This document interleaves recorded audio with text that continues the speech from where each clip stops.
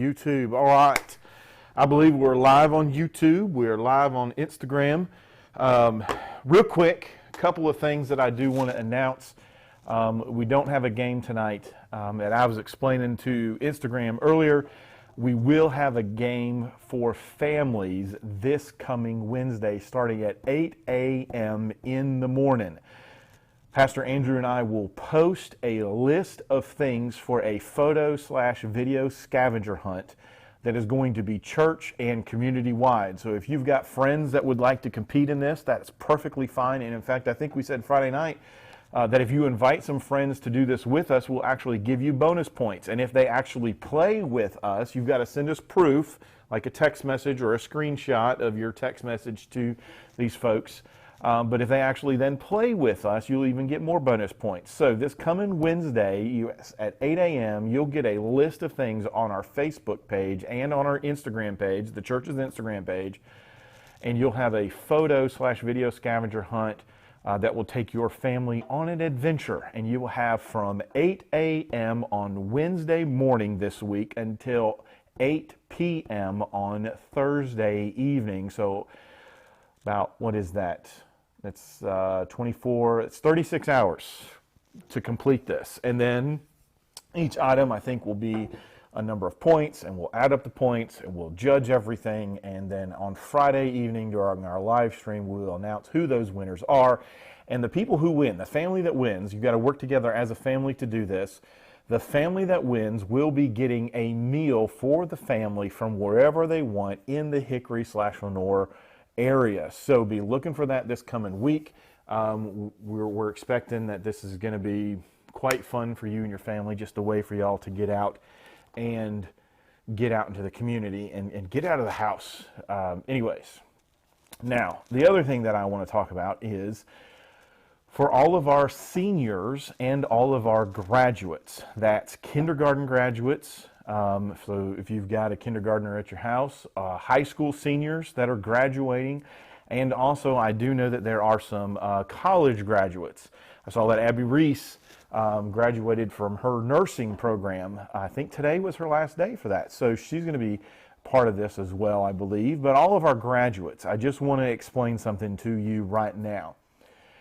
We do not want to celebrate you online while the church is not meeting together. Now, I'm not saying we don't want to celebrate. We do want to celebrate, but we don't want to do that online. We want to do that when we're all back and when we're all together as a church.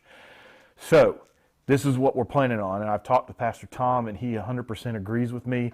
I want to do this as a big church family when everybody's back at church and we're in the worship center. So we're going to hold off until we know that we can have church again in the church building because we have church every Sunday, but it's just online. So anyways, when we're back in the worship center as an entire church and there's no restrictions on how many people can be there, we then will recognize all of our graduates, all of our kindergarten graduates, all of our high school graduates, all of our elementary, high school, college graduates as well. So just be patient, just wait. I know that it's difficult because of what's going on, and you may feel like your senior year has been kind of snuffed away from you. I just want to encourage you, listen, this is okay. This is all right. Everything will be fine.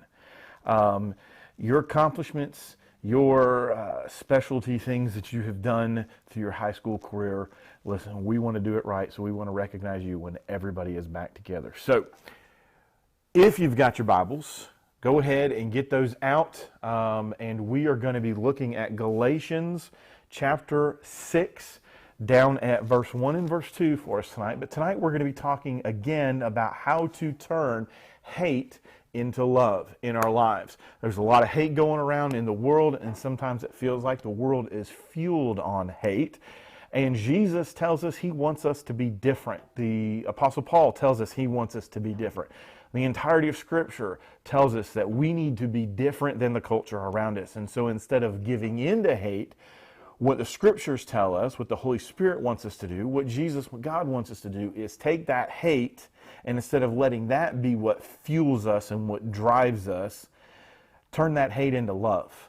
and let that be what guides our lives. Let that be what fuels our lives and has us be different than culture. So, Galatians chapter 6, in a few moments we're going to look at verse 1 and verse 2. But before I do, I have got something that I kind of want to share with you guys and talk about this. So, some of you know that I like to go hunting. I enjoy being out in the woods.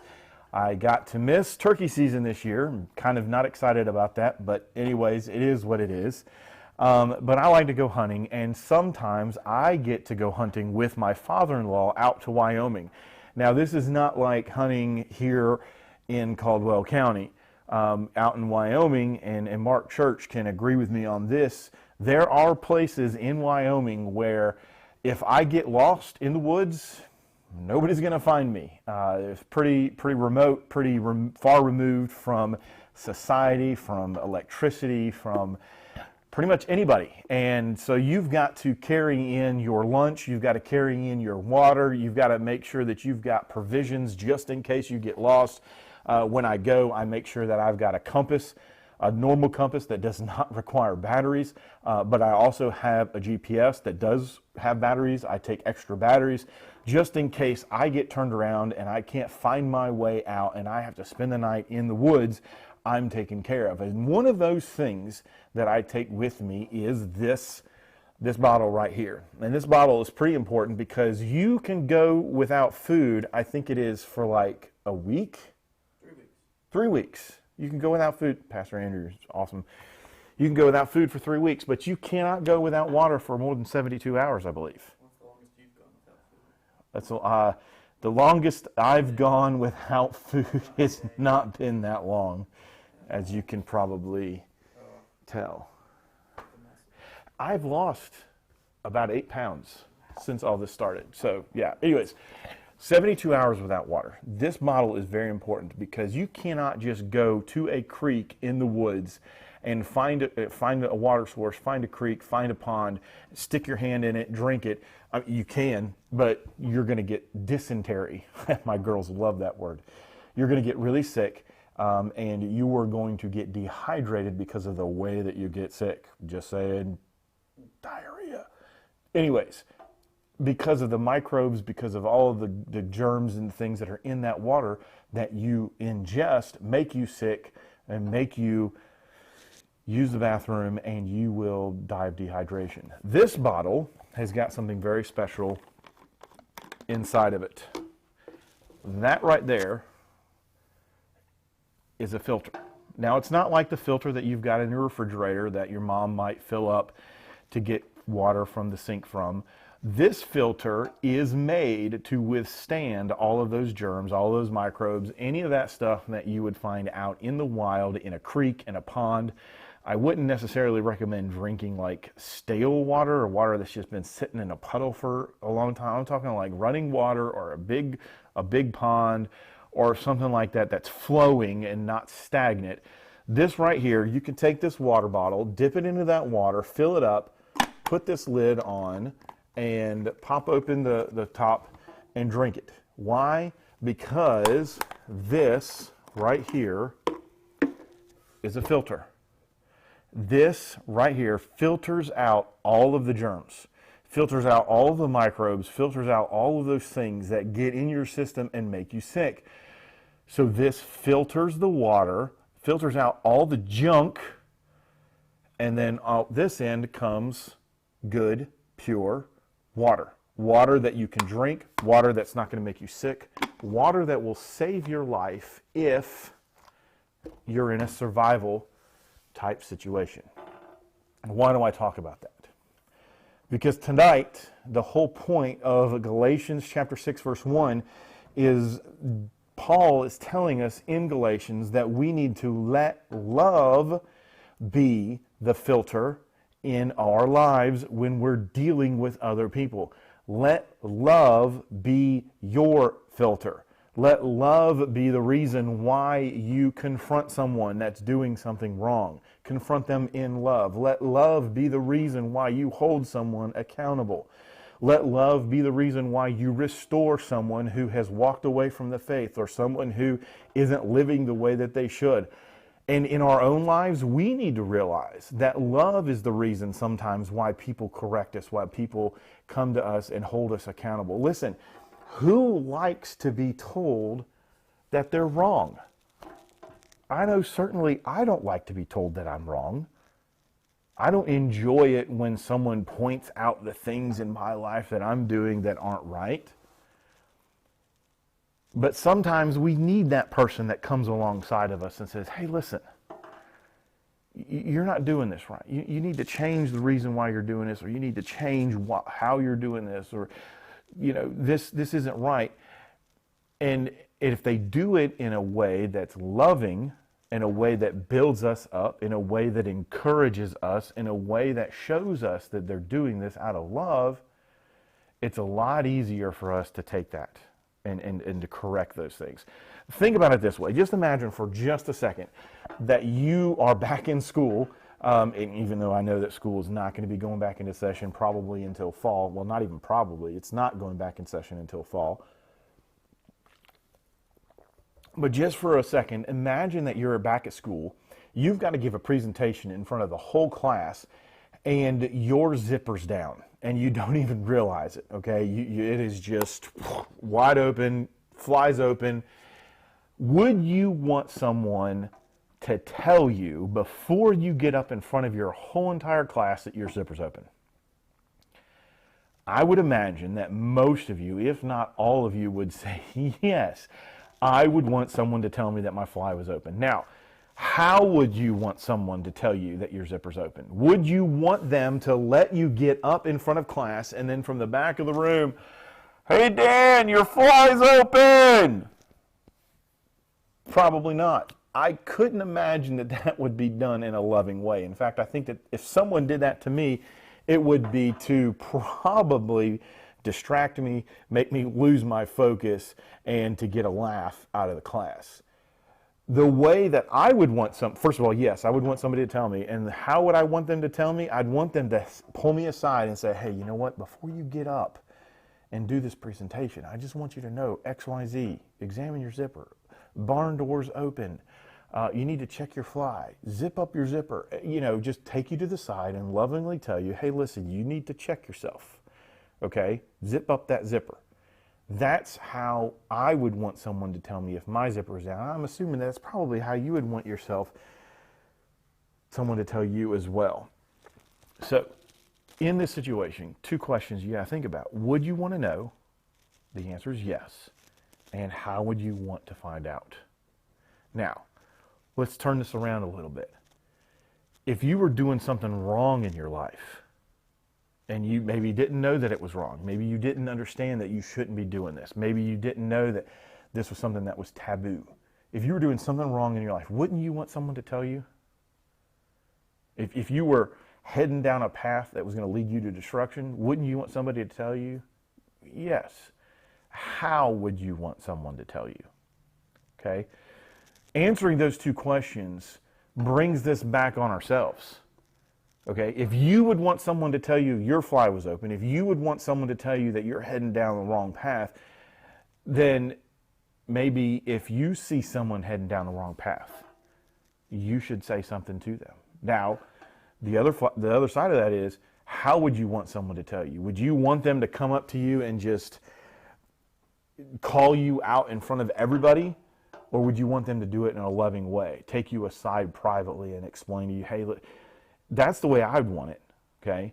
I'm not going to do this to embarrass her, but I've been doing a lot of this stuff online, and sometimes I get in a hurry, I get in a rush. It's a weakness that I know that I personally have, and I misspell things. I leave out no, it's not the asterisk. The colon for the S apostrophe. I leave out the apostrophe sometimes. I don't put apostrophe R-E. I'll do your, Y-O-U-R, instead of you-are, apostrophe R-E. And something that I appreciate, and even though it's hard for me to take sometimes because I hate messing up like that, Chrissy and Spencer will text me privately. They don't put it in the group chat. They're not like, hey, you screwed up. I can't believe you messed up the whole service. They don't do it that way. They text me privately, and they kindly tell me, hey, listen, you grammar police, you misspelled that word, or you didn't put the right, punctuation marks. I appreciate that. Why? Because they're doing it, number one, out of love, because they're concerned, because they want me to do what's right. Number two, they're not doing it out in front of everybody. They're doing it in a way that is taking me to the side. So anyways, all of that to say this. This is what it is to let love be the filter in our lives when we're dealing with people in our lives. Let's look real quick at Galatians chapter 6, verse 1 and 2.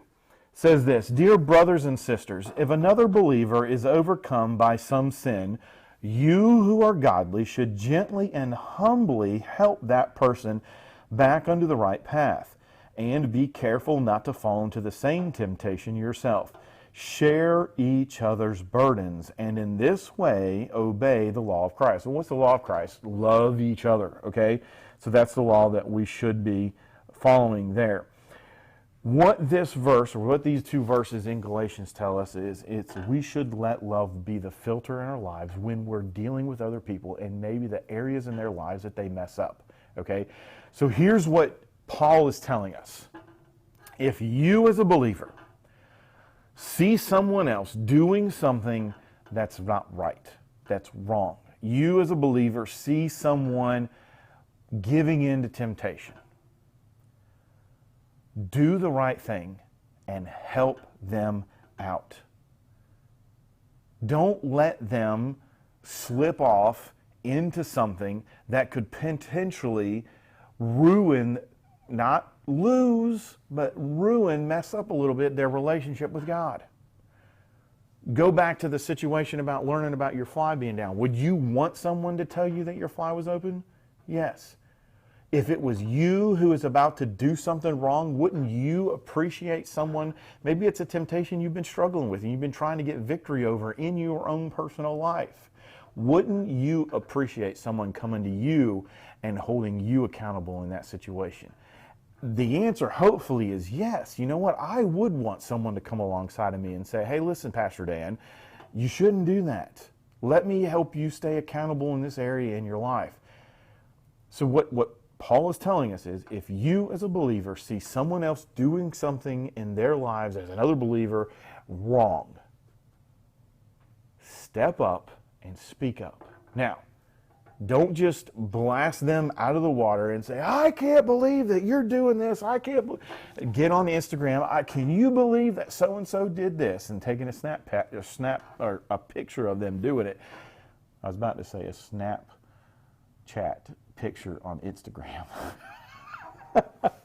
Anyways, we wouldn't want somebody calling us out like that, okay? But we would hopefully want someone to let us know.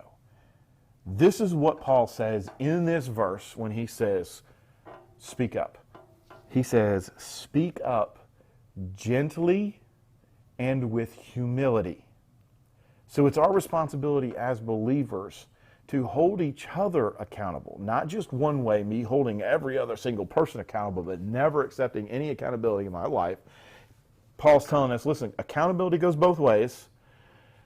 I would want someone to speak gently and humbly to me. So if I'm going to try and hold somebody else accountable, I should speak gently and humbly to them as well. And this is part of the reason why at the end of Galatians 6:1 that Paul says we should do it gently and humbly, because he says at the end of verse 1, and be careful not to fall into the same temptation yourself.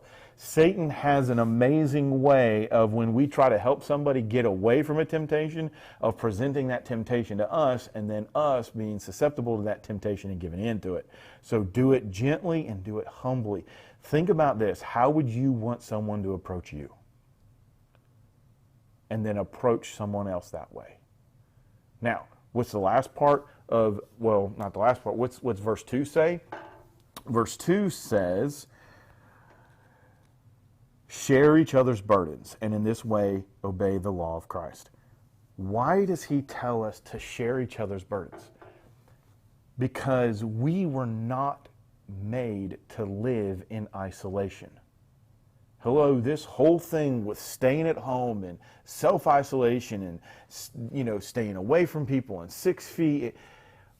I'm not telling you not to do that, but what I'm saying is that's not how God made us. God did not make us to live in isolation. He created us to live in a community. He created us to encourage each other. He created us to get encouragement from other people. And when Paul says, share each other's burdens, what he's saying is, you hold other people accountable, and then you depend on other people to hold you accountable. We're supposed to live in community. Every single one of us has got a group of friends. Every single one of us has got people that we love to hang out with. That is a great place for you to start an accountability group. And I've encouraged teenagers since I've been here at Concord Baptist Church to be involved in accountability groups. Listen, that's one way that you can overcome the temptations that you have in your life, is when you are a part of an accountability group. Now, you're not going to want to hear me say this, but as students right now, living with your parents, living in your parents' house, part of their responsibility to you is to hold you accountable where you're at right now in your relationship with God. Now, that's not supposed to be the end all for your accountability, is just your parents, because you've got friends that you can talk to. You've got me that you can talk to. You've got our youth leaders here at Concord that you can talk to. But part of your accountability right now, group as a student, is your parents. I hope that you can go to your parents and talk to your parents about things. Listen, I want the lines of communication to be open between me and my girls. We had a situation about 2 weeks ago where I told them, listen, I want you to be able to come to me and talk to me about anything that's going on in your life. I don't care what it is. I would rather find out from you personally than from someone else later on down the road. I would rather you come to me with a problem that you're having and let me help you than go to someone else that maybe doesn't love you or care about you as much as I do. So who's your accountability group? Who are you holding accountable? And are you being accountable to your parents? You may say, well, Pastor Dan, you just don't know. If I go to my parents or something and I tell them, these things that are going on in my life, they're going to blow up. They're going to lose their temper. They're just going to... Listen, while that may be the case, and I'm not telling you to get yourself involved in an unsafe situation. I don't think that there's anybody in our church that would be at risk of that. Come to me and let me know, and we'll find a way to talk to your parents about it. Come to me and let me know, and we'll find a way for you to be held accountable with somebody else. And parents, listen, I hope that you are working on having that kind of a relationship with your students. Listen, the greatest influence that your students have in their lives right now is you. Students, I hope you recognize that. The greatest influence that you have, that's in your life right now, is your parents. You are more like your parents than you realize. We got to be working together at this thing together. And that's why Paul says, bear each other's burdens, build each other up, encourage each other, hold each other accountable. We're meant to live in a community with other believers and not isolated by yourself. Listen, letting love be your filter means speaking up when you need to speak up because you love that person. And then speaking up in a loving way. Be kind, be encouraging, and be helpful. This shows the world that we love each other. This shows the world that we love them. This shows the world that we can take hate and turn it into love and be about love in our lives instead of being about hate. Hey, let love be the filter in your life. So Real quick, for those of you who are just jumping on right now, I want to go over real quick. We're not going to be doing a game tonight, and that's because this coming week on Wednesday morning at 8 o'clock, we will post on Instagram and we will post on Facebook a church-wide, group-wide family photo/video scavenger hunt. We will have the rules, we will have point values for the things that you need to do, and you will have, we will have from Wednesday morning at 8 a.m. until Thursday evening at 8 p.m. to complete this photo/video scavenger hunt. And there is a prize. The prize is this. Pastor Tom will fix you supper. No, that's not it. The prize will be supper from anywhere that your family chooses. That's like your meal, appetizer. If you want an appetizer, that's also dessert. Your family will receive a meal from the restaurant of your choice. Pastor Andrew and myself will go get it. We will bring it to your house from the greater Lenore down to Hickory area. We're not going to Charlotte, down to Cowfish. I know what Jordan's thinking. No, we're not going to Cowfish. It's the Hickory and the Lenore area. And we look forward to this scavenger hunt. We think that this is going to be awesome for families to participate in. You may be wondering, well, what if I don't have a teenager? What if I don't have a student? What if I don't have a kid in the youth ministry here or the kids ministry at Concord Baptist Church? That's okay. Sam and Ann Spencer could play this game and win with Sarah. Okay, Pastor Tom and Miss Betsy could play this game if they wanted to play. Anybody that's connected to our church or anybody in the community that wants to play can play this game. We'll have where you post these pictures, where you post these videos, and how you do that, and all those instructions. Be looking for this on this coming Wednesday at 8 a.m. It will go live, and the game will be on. Now, the other thing is students. Moms, just ignore this next part right now. Students, I've texted y'all like 4 times. I need videos. Y'all know what I need videos for. Get me those videos. I need them by tomorrow to make this happen. So students, send me your videos about why that question, I asked you that question. So send me those videos. I need them. The other thing is, this coming Friday night in our live stream, Pastor Andrew and I are going to be having 2 special guests. It's Pastor Tom and Pastor Jimmy, and we're asking for you guys to send us questions. So if you have got Bible questions that you want to ask away. If you've got questions that you want to ask that don't concern the Bible, like maybe how did Pastor Tom and Miss Betsy meet? Things like that, send us those questions. Maybe you could ask Pastor Andrew to explain how he does his hair in the mornings. That's totally fine. If you could, it'd be awesome if you took a video of yourself asking that question and then sent it to us. But if not, text it to us, email it to us, just send us those questions, and we'll be discussing your questions on Friday evening at 7 o'clock. If you don't send us questions, it's going to be a pretty quick show Friday. So send us your questions. I know that y'all been wondering stuff. This is your opportunity to ask us. I think it's going to be fun. I think we're going to have a good time with this. So thanks for watching tonight. I'm going to let y'all go, and I will see y'all this coming Wednesday night at 8 o'clock with with our Wednesday in the Word. We are going to be starting James chapter 2 this coming Wednesday night. Thanks for watching, guys.